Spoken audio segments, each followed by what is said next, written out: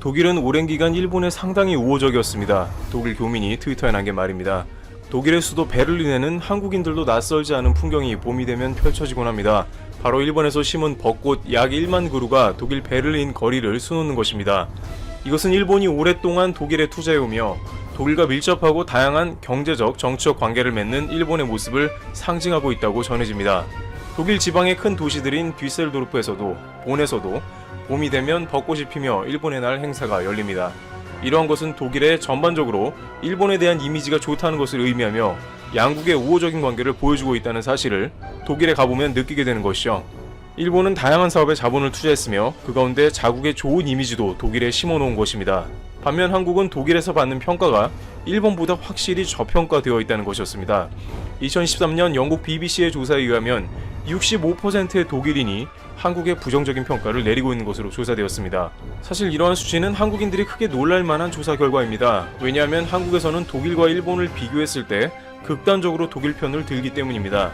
특히 과거사에 관한 독일의 태도를 비롯해서 유럽에서 가장 투명하고 경제 시스템이 좋은 독일에 대해서 특별히 한국은 나쁜 감정이 없을 뿐만 아니라 과거 파독 간호사, 파독 광부 등 경제적 지원에서도 고마운 기억이 있기 때문이죠. 그러나 독일은 한국이 전 세계에 긍정적 영향을 준다는 것을 17%로 생각보다 매우 적은 숫자인 것으로 파악된 것입니다. 독일에서는 정반대로 한국은 독일의 경제적 원조를 받았는데 이제 독일을 경제적으로 위협한다는 것으로 아시아에서 중국과 함께 떠오르는 독일을 위협하며 경쟁 상대가 하나 더 생긴 국가로 보고 있는 것입니다. 반면 일본은 28%만이 부정적 평가를 받아 한국과는 대조되는 이미지였음을 알 수 있습니다. 한편 일각에서는 독일이 아시아를 보는 이미지 대부분은 일본을 통해서 보게 된다는 것도 영향을 끼쳤다고 말합니다. 독일 언론 역시 많은 동북아시아 관한 뉴스나 자료는 일본의 언론사를 통해 아시아를 조명하기 때문에 일본은 자세하고 좋은 점을 중점적으로 알게 되는 반면 다른 국가에 대해서는 정보가 많이 부족하게 됩니다. 일본이 많이 투자를 했으니 일면 당연한 것이기도 합니다만 독일의 긍정적이던 한국 입장에서는 다소 억울할 수 있습니다.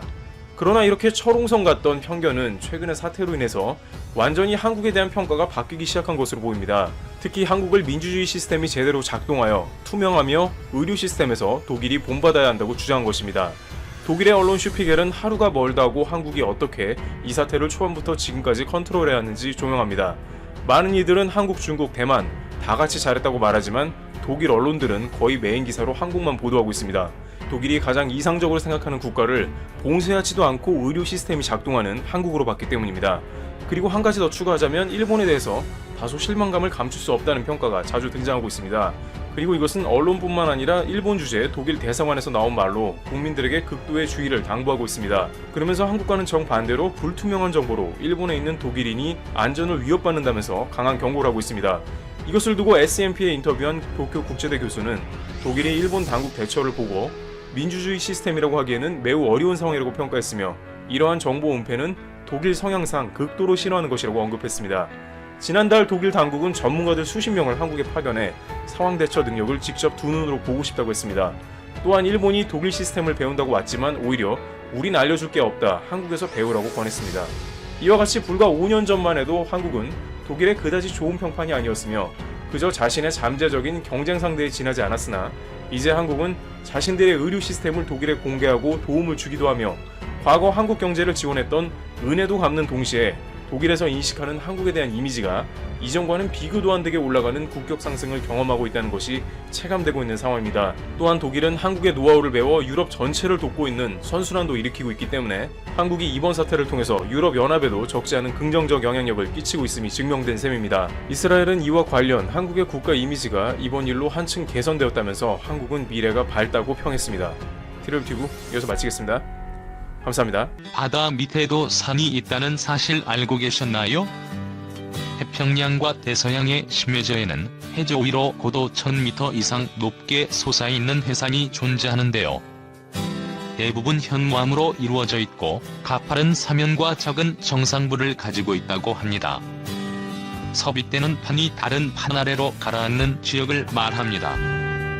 그래서 이곳은 세계에서 가장 크고 강력한 지진을 발생시키는 곳입니다. 그런데 이 서빗대에 해산이 끌려 들어가면 강력한 지진을 발생시키는 장을 마련할 뿐만 아니라 그 지진을 약화시키기도 한다고 합니다. 해당 연구는 개제됐습니다. 비판은 해산 잘 보면 지진 예측할 수 있다. 이러한 발견은 과학자들이 섭입하고 있는 해산 주변 지역을 더 유심히 살펴볼 필요가 있다는 걸 의미합니다. 왜냐하면 이는 향후 미래의 지진이 어디에서 발생할 가능성이 가장 높은 곳인지 이해하고 예측하는 데 도움을 줄 수 있기 때문입니다. 이번 연구의 공동저자이자 텍사스 대학교 지구물리학연구소 책임자인 드미언 세퍼는 섭입하고 있는 해산의 앞에 있는 지면은 부서지기 쉽고 강력한 지진을 만들 수 있는 반면 그 뒤에 남아있는 물질은 부드럽고 약해서 응력이 더 부드럽게 방출될 수 있다고 전했습니다. 참고로 지진은 지구 내부에서 오랜 기간 축적된 에너지가 갑작스럽게 방출되며 지표를 흔드는 현상입니다. 지층에 쌓인 응력 에너지를 지층이 더 이상 버틸 수 없을 때 지층은 단층을 따라 균열이 일어나고 지진이 발생하게 되는 거죠. 연구원들은 컴퓨터 모델을 이용해 섭입대에 만들어진 핵으로 해산이 가라앉을 때 어떤 일이 발생하는지 시뮬레이션했습니다.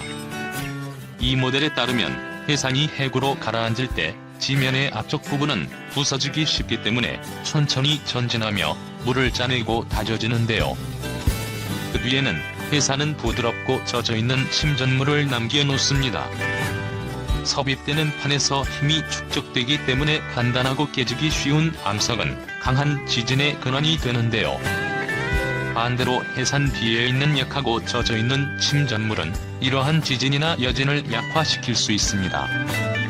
해저 곳곳에서 해산은 발견되지만 섭입이 발생하는 엄청난 깊이는 섭입되는 해산을 연구하거나 이미징하는 걸 어렵게 만듭니다.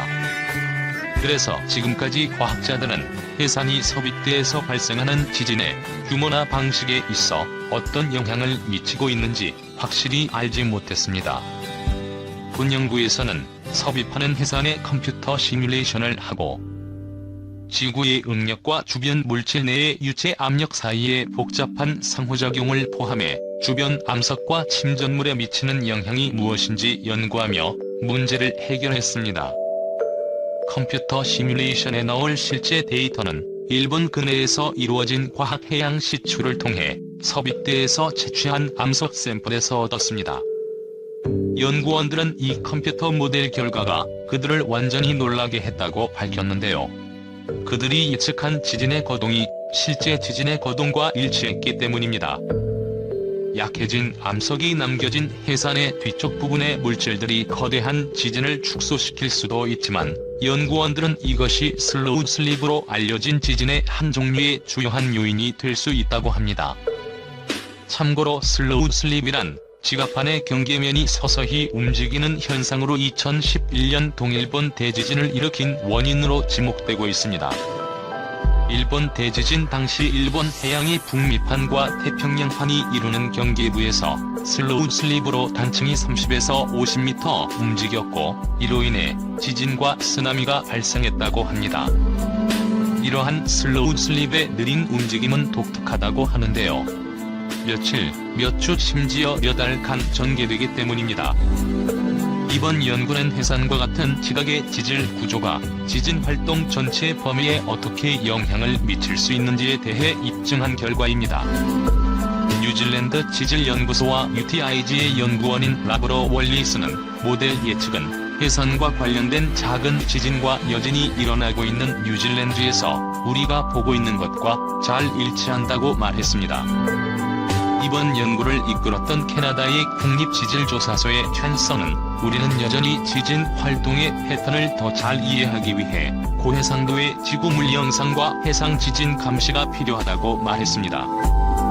23일 오후 1시 44분께 일본 나가노현에서 리히터 규모 5.5로 추정되는 지진이 발생했다고 일본 기상청이 발표했다. 기상청에 따르면 진원 바로 위에 있는 지표면인 진앙은 북위 36.2도, 동경 137.7도이며 진원의 깊이는 매우 얕았다.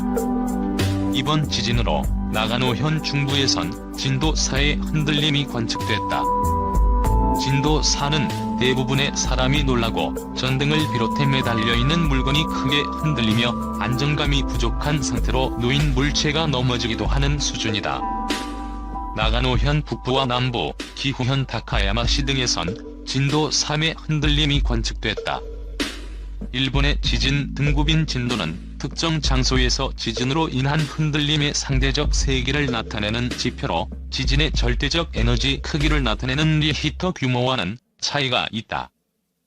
기상청은 이번 지진에 의한 지진 해일 우려는 없다고 밝혔다. 일본 정부가 신종 코로나 바이러스 감염증 감염자가 확산 방지를 위해 긴급 사태 선언을 발령한 지 21일로 2주가 됐음에도 불구하고 감염자 증가세는 둔화되지 않고 있다. 아베 신조 총리는 국민의 협력을 거듭 요청했다. 일본 정부는 대형 연휴를 앞두고 연장 여부와 함께 조처 강화 등을 검토할 방침이다. 21일 일본 게이제이 신문 NHK에 따르면 아베 총리는 이날 오전 총리 관저에 들어가기 앞서 기자들에게 긴급 사태 선언 발령이 2주가 지난 것과 관련해 휴일 등에도 외출을 하지 않고 협력해준 국민들에 감사하다면서도 사람과 접촉 기회를 줄이는 것이 아직 지역에 따라 불충분한 곳이 있다. 지난주부터 전국으로 확산했지만 지난 주말에 도쿄에서 지방으로 유동인구가 있었다고 들었다고 지적했다. 그러면서 골든 위크도 가까워지고 있다. 감염 확산으로 연결될 위험성이 있기 때문에 가족이라 하더라도 지방으로 여행, 먼 외출은 삼가 달라고 촉구했다.